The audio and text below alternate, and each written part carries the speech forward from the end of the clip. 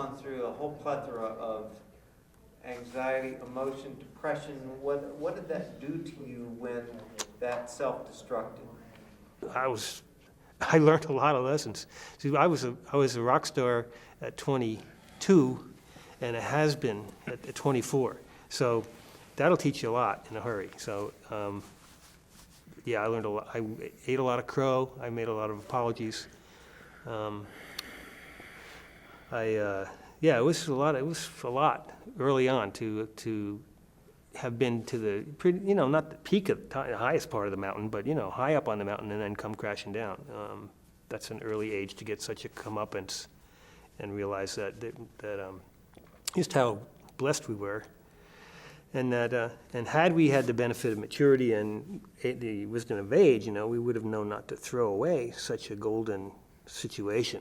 Because we thought, oh well, that's no big deal. We can do this, but it wasn't necessarily the case. It was a classic case of the whole being greater than the sum of the parts. Because as the parts split out, none of us, not John in his solo career, not Orleans without John, and even not Orleans reconvened, the three of us with John, we never had the success, the big success that we had in the mid-'70s.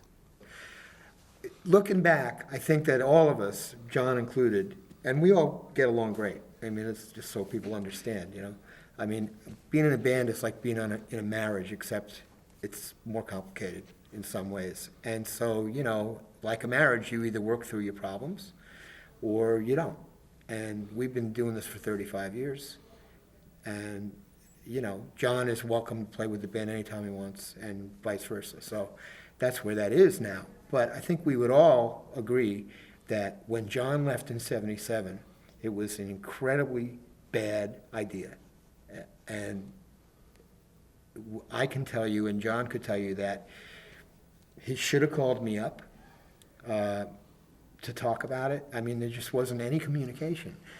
Now, we were the artists, but we had managers who were extremely experienced, extremely successful, who could have stepped in and said, wait a minute, you guys, I mean, they had experience and wisdom.